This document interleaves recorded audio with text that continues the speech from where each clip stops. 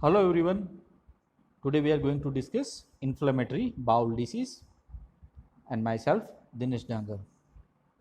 Inflammatory bowel disease, a disease which involves the gastrointestinal tract, but in most cases it will be confined to the large intestine or the colon. Is the term inflammatory bowel disease. So we can see inflammation in the regions of colon or the large intestine. Here again it can be divided into two types. First thing, that is ulcerative colitis, and next one, that is Crohn's disease. See, while considering the digestive system, in many cases like autoimmune disorder, or in cases where immune system may have a exaggerated role in development of disease. So in those conditions it may even involve the digestive system. Digestive system has got its own mechanism for immune systems. In this case, the immune system involved in digestive system may undergo certain circumstances or certain changes where it attacks its own cells and tissues, and it may causes the destruction of it, which further causes inflammatory bowel disease. Here in this region, persistent inflammation can be seen. According to their morphology, or we can say like their anatomy, we can divide into two types. First, that is ulcerative colitis and the Crohn's disease. While considering these two, we will go through their comparison so that we can remember or highlight those points that what we need to remember for our exam point of view. બરાબર, તો અહીંયા આપણે વાત કરીએ છીએ IBD, inflammatory bowel disease, gastrointestinal tract related disorder. Generally વધારે પડતા most probably in case more than 90% cases જે છે એ કોલોનની અંદર ઇન્ફ્લેમેશન જોવા મળે છે, અલ્સરેશન જોવા મળે છે, અને ફર્ધર એમના બે ટાઈપ છે, that is Crohn's disease and the ulcerative colitis. See, while coming to the Crohn's disease, in cases of Crohn's disease, it will be deeply innervated, or we can say that the layers of the intestinal wall may be damaged severely or extensively. It doesn't mean it only involves the colon. In cases of Crohn's disease, it may involve any part of digestive tract. It can be mouth, esophagus, stomach, small intestine, or the large intestine. Whereas in cases of ulcerative colitis, it causes what we can say that the superior ulceration, and they may not be deeply damaged, or their extensive damage may not be seen in cases of ulcerative colitis, and generally it will remain or present in colon or the rectum portion only. Here in cases of Crohn's disease, we can see some skip lesions. It means here the inflammation or ulceration may not be in a continuous fashion. There might be some skip lesions. What is that skip actually? If it involves certain segments of colon, next portion of the that specific colon will be healthy. Again, after this some area it may undergo necrosis or damage. Next again there will be a certain healthy areas. So there will be a gap between those specific lesions. Whereas in cases of ulcerative colitis, it may be in continuous fashion, where it starts with the rectum, next is the colon, and mostly it will be confined up to the colon only. But the ulcers will be here, it will be open, and it will be in a superficial in nature. Whereas in the cases of Crohn's disease, the damage will be extensively caused by the immune mechanism or any other factors.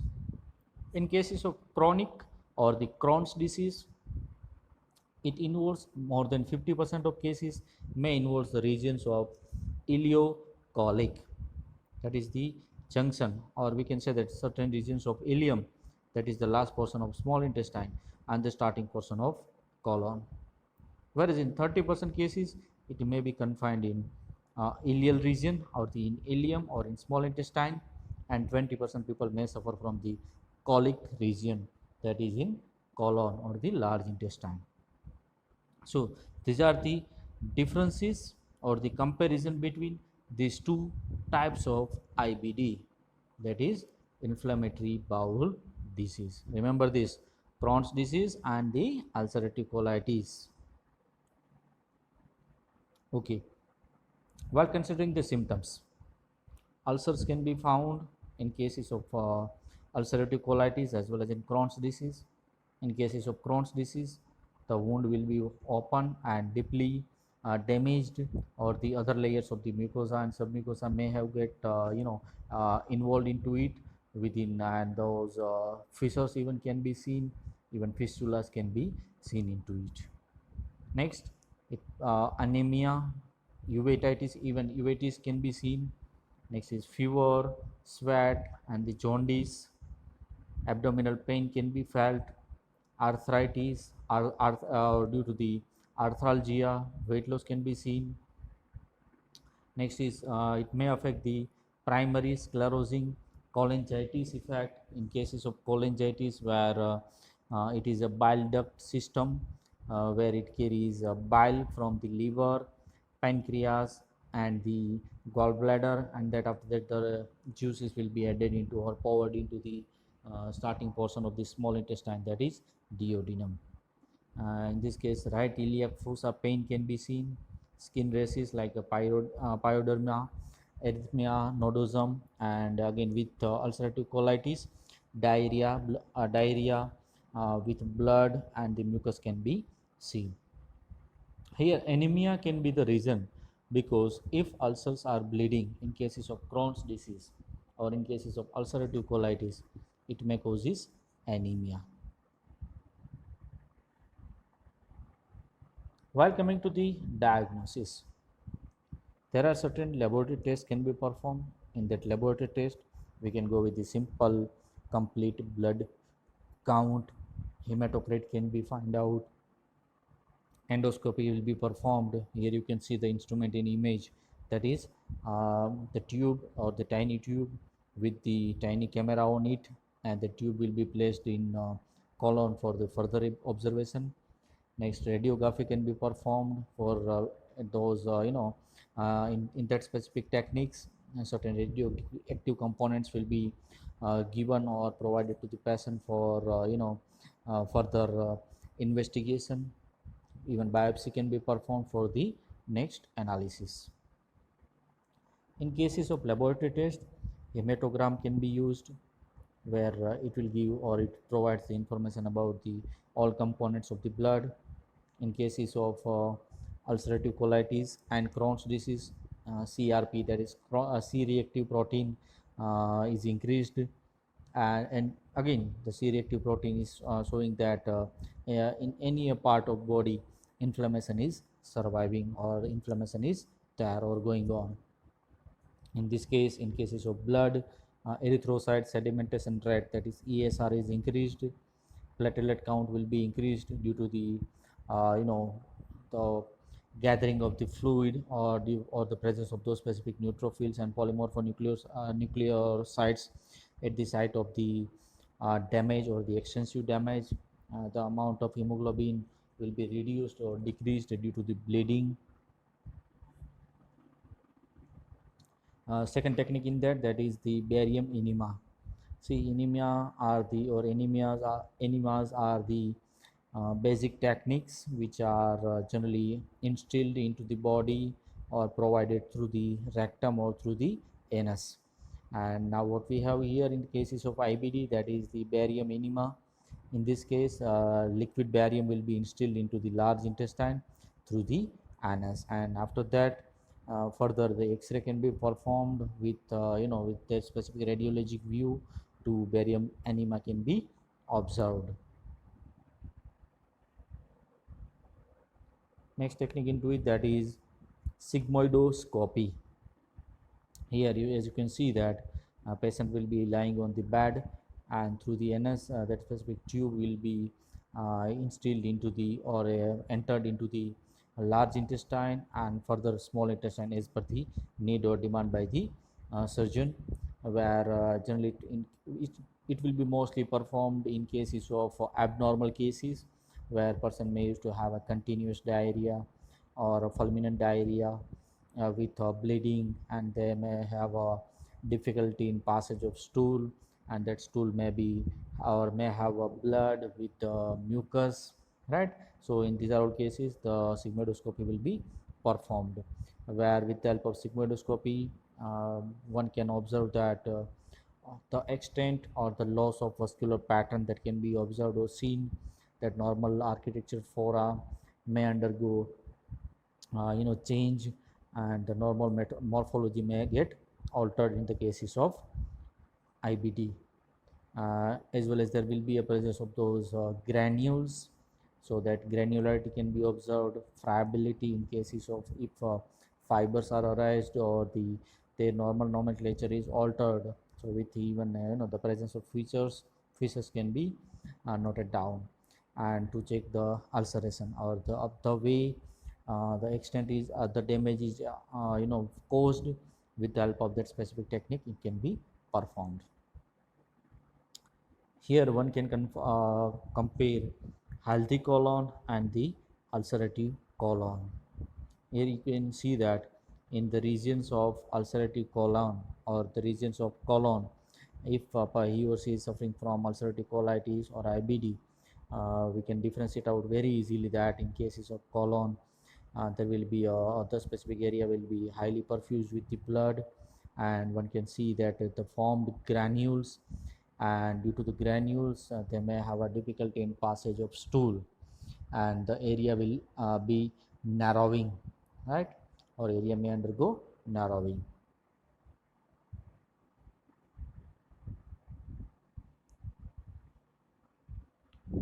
While considering the etiopathogenesis, see, in cases of IBD the exact cause is unknown.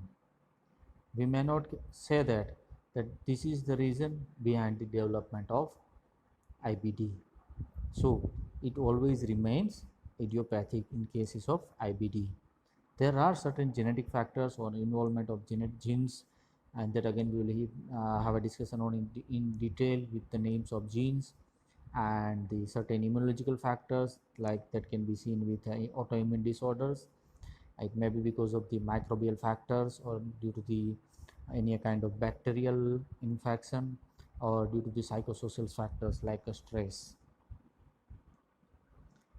Genetic factors that are involved in pathogenesis of IBD.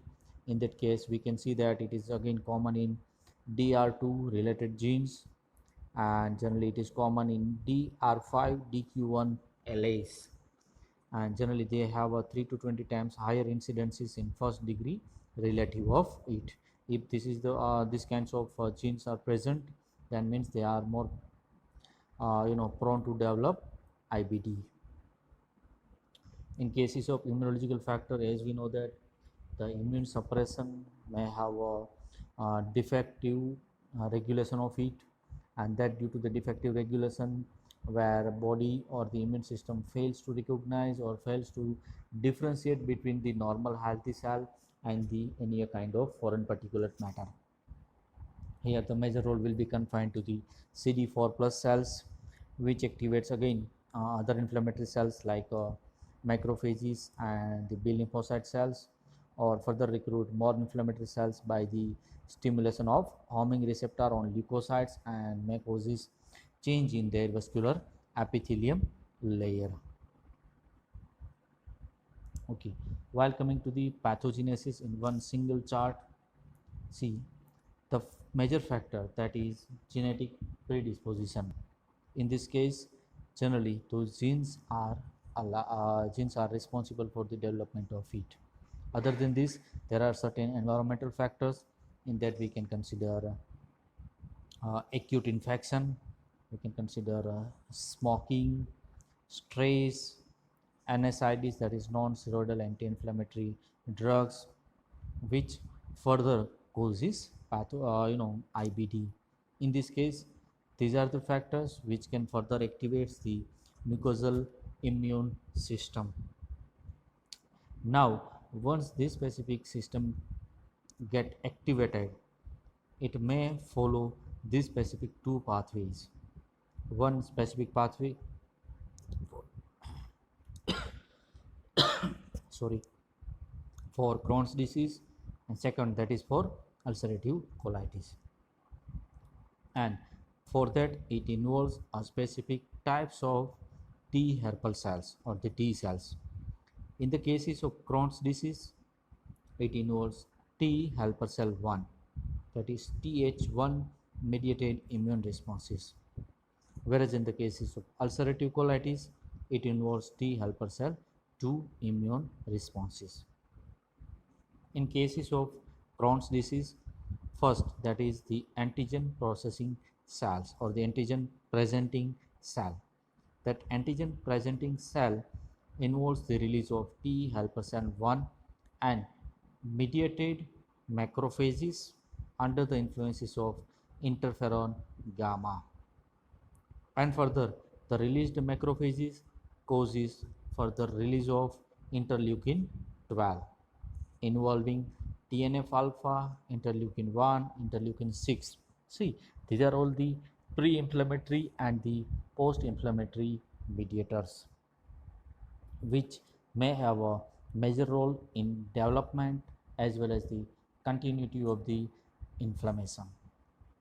Now, due to the release of interleukins, it could be 1, 6, 12 and the TNF alpha.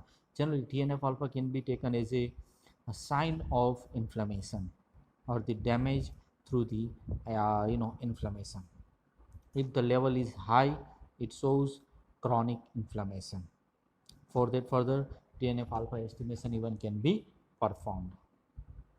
Here, this pre-inflammatory mediators recruits the other WBC cells, and even it releases the or the mediates the processes of integrins and the selectins, which causes the transmural inflammation with granulomas. So here the inflammation further carried up to the granuloma formation, or those granules will be formed, so that that granule may have a round or certain spherical structures which could lead to pain while passing stool. And further, due to that specific that painful process, further it leads to have bleeding. Here, under the influences of this transmural inflammation with granulomas, it causes the formation of fistulas. In cases of these fistulas, we can see that fissures as well as the strictures. Those strictures allows or strictures can causes or shows the narrowing of the colon or the small intestine. In cases of fissures, we can see, again we will see in the image also, that the areas of mucosa and submucosa may get extensively damaged under the influences of any kind of specific stimulant, and those fistulas will be formed. Again, in cases of fistula, it may be or may be through those autoimmune related disorders causing severe pain and the bleeding. In cases of so that is about Crohn's disease. In cases of ulcerative colitis, it is mediated through T helper cell 2 immune responses, or through the T helper cell. In that T helper cell 2, in this case antigen presenting cell, which activates T helper cell 2 with the help of interleukin 3, 4 and 10, as well as interleukin 4 and the 13. If interleukins like 3, 4 and 10 are involved, it further recruits basophils. If interleukin 5 is involved into it, it recruits B lymphocytes. And if interleukins 4 and 13 are involved, it recruits eosinophil. So there will be a gathering of those WBC cell, which further enhances the chances of inflammation at the site of damage. Here, there will be an inflammation of the mucosa and the submucosa due to the gathering of these kinds of pre-inflammatory mediators on the site of damage. It further carried with crypt abscesses. In this case, abscession can be seen of the crypt. Crypt is a what we can say like the layer or the epithelial layer which may undergo destruction, causing just like fistula. Even in cases of fistula also, there will be a contact between the mucosa or the submucosa or the layer of the colon and the blood vessel.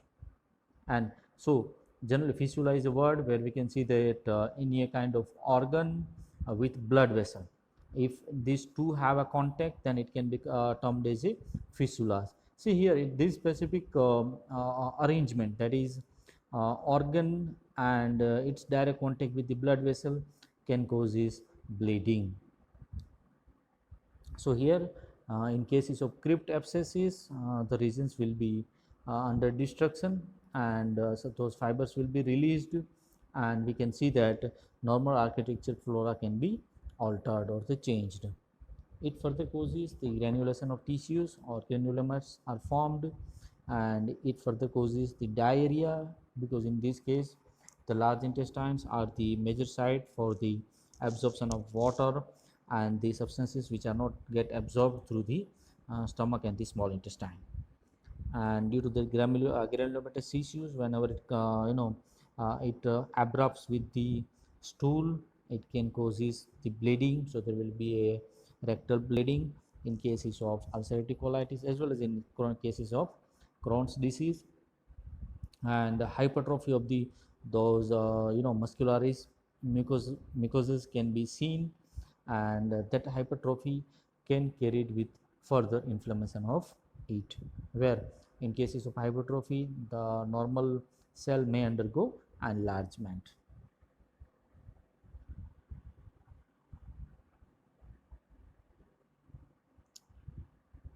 So what we have a normal gut, that is already tolerance controlled inflammation that can be seen with the normal gut. That means that immune system is working perfectly and defined. In cases of certain environmental trigger or the genetic factors or due to the infection NSIDs which causes acute injury to any site of the large intestine, then it starts with the acute inflammation. If tolerance may be continued, then immune mechanisms are working perfectly or fine. In that cases there will be a complete healing of it, whereas in the cases of autoimmune disorders where the immune system works exaggerately with the gathering of polymorphonuclear cells and those blood cells and the release of for those pre-inflammatory mediators like interleukins and leukotrienes and the when they may not prostaglandin may not have a role here over here, but we can consider interleukins and the leukotrienes and the TNF alpha. In those cases there will be a chronic inflammation. While considering the complications, here the major complication, that is the malabsorption. In the cases of malabsorption, one may have enough amount of food in that quantity as well as in quality manner, but still person may not have that specific criteria, or the that there may not be proper absorption of the food material from the large intestine, causing malabsorption. It may lead to have toxic megacolon that again need to be surgically removed or surgically incised. After that only that specific under or the surroundings can be further healed or further can process wound healing or the healing of it, or it can be revert back to the normal condition. Generally in cases of toxic megacolon, the only thing is that is the surgery will be needed. It may further develop malignancy, that is cancer, and there will be a formation of fistula, and that fistula will be always generally bleeding, so it causes anemia or the blood loss. Ultimately blood loss can be seen, whereas there will be a formation of those strictures. See here, first that can be seen with the crypt abscess. In that round we can see that crypt abscess. In that cases there will be a gathering of those specific inflammatory cells or those inflammatory infiltrates that may be due to the release of T helper cell 1 or T helper cell 2, leaded release of interleukins, leukotrienes, anti-TNF alpha, which causes the accumulation of those specific cells over there. And we can see that superficial ulceration in cases of fissures or the normal ulcerative colitis. Here in second diagram we can see that deep fissure. The deep fissure shows or represents that the damage is severe or it is extensively damaged, and we can see certain edematous fluid will be gathered over there or the site, and granulomas are formed, and there will be a presence of those mononuclear cells. Again it will be polymorphonuclear cells. Okay, next point, that is treatment. In cases of treatment goals, it starts with the cure, or we can say that care. Again maintain tissue healing. So this is the one major aspect that we need to look after, that the tissue or the damaged tissue should be further healed, and if it is healing completely, then there are certain chances that it may undergo relapse, so it should be maintained. And the maintenance of remission can be checked. Even GCS weaning can be performed, that is what the glucocorticosteroids can be used here. Remission, it is the major drawback with the IBD, and next the certain improvement parameters, right? So while considering the treatment, one can have a change in their diet, they can modify the food. Next is lifestyle changes can be performed. With that, in that cases exercise can be performed, the stress can be relieved, smoking can be left, right? So these are all the lifestyle changes that can give good results or the positive results with treatment or with medicaments, and certain drugs like NSAIDs. And if it is not possible with medicines, then the ultimate aim will be surgery, where those granulomatous tissues will be removed from the site. In cases of lifestyle change, one can go with rest and smoking, no smoking. Next is the stress reduction, or the doing exercise or yoga, everything that can the change the lifestyle, or that can be helpful in the cases of IBD. While coming to the drugs that can be used in treatment of IBD, like 5-amino salicylic amino acid agents. Next is again in that category we can go ahead with the salicylic acid. Certain glucocorticoids can be used, like dexamethasone can be used, prednisolone can be even used. In cases of bacterial infection, antibiotics will be prescribed. If immunosuppressants, or in cases where autoimmune disorders are seen, in that cases we can go ahead with the certain immunosuppressants therapies, and certain biological therapies even can be given to improve the conditions of IBD, in that those two, ulcerative colitis and the Crohn's disease. So this is all about the IBD. So we have started with introduction. Next is what are the causes. In that case, it is mostly, it will be idiopathic in nature, where the cause will be unknown. What are the types of it, that is ulcerative colitis and the Crohn's disease. In cases of ulcerative colitis, it will be in a continuous fashion, there will not be any kind of gap into the infection or in inflammation or the area of changes, whereas in cases of Crohn's disease there will be a certain gaps into it, or the skip lesions can be seen. And in cases of ulcerative colitis, the inflammation or the ulcer formed will be superficial, whereas in the cases of Crohn's disease, it will be deeply innervated, or they may have a deeply or deep damage or extensive damage can be seen in cases of Crohn's disease. Next, etiopathogenesis, including the etiology and the pathogenesis, where ulcerative colitis includes T helper cell 2, whereas Crohn's disease involves T helper cell 1 for further development of disease. Remember these three in cases of Crohn's disease, that is fistulas and the fissures can be seen, whereas in the cases of ulcerative colitis, crypt abscesses are formed. Okay, and the treatment, in cases of treatment, one can go change with the lifestyle, and the certain modifications can be done into it, which can improve the condition with medicaments, and these are the drugs that can be used to treat IBD. Thank you very much.